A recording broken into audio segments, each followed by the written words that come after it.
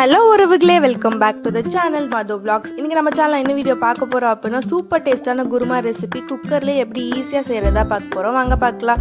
குக்கரை அடுப்பில் வச்சுட்டு 1 டேபிள் ஸ்பூன் எண்ணெய் ஊற்றிட்டு ஹோல் ஸ்பைசஸ் ஆட் பண்ணிக்கலாம். அப்புறம் ஜாரில் 2 பெரிய வெங்காயம், 3 பச்சை மிளகாய், 4 தக்காளி, 1 டீஸ்பூன் இஞ்சி பூண்டு பேஸ்ட்டு இது எல்லாத்தையுமே கிரைண்ட் பண்ணி எடுத்துக்கலாம். எடுத்ததுக்கப்புறம் அந்த ஹோல் ஸ்பைசஸ் பொரிஞ்சதுக்கப்புறம் இந்த பேஸ்ட்டை ஆட் பண்ணிவிட்டு நல்லா பச்சை வாசம் போகிற வரைக்கும் நல்லா வதக்கிக்கலாம். பச்சை வாசம் போனதுக்கப்புறம் மஞ்சத்தூள், 2 டேபிள் ஸ்பூன் குழம்பு மிளகாய் தூள், 1 டீஸ்பூன் வந்துட்டு கரம் மசாலா போட்டு நல்லா வதங்கினதுக்கப்புறம் நம்ம கட் பண்ணி வச்சுருந்த உருளைக்கிழங்கு, நீங்கள் வெஜிடபிள்ஸ் என்ன வேணால் ஆட் பண்ணிக்கலாம்.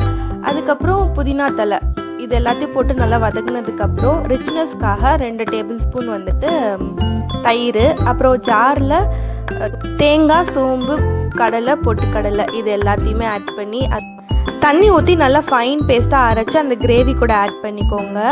நல்லா மிக்ஸ் பண்ணதுக்கப்புறம் தண்ணி நம்மளுக்கு எவ்வளோ தேவையோ அவ்வளோ தண்ணி ஊற்றிட்டு உப்பு இருக்கா பார்த்து செக் பண்ணிவிட்டு குக்கரை மூடி 2 விசில் வரணும்.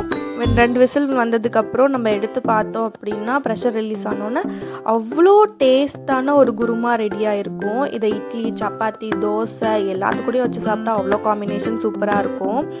மல்லித்தலை தூவி அன்றைக்கி நாங்கள் சப்பாத்திக்கு தான் வச்சு சாப்பிட்டோம். சூப்பர் டேஸ்ட்டாக இருந்தது. நீங்களும் இதே மாதிரி ட்ரை பண்ணி பார்த்துட்டு கமெண்ட் பண்ணுங்கள்.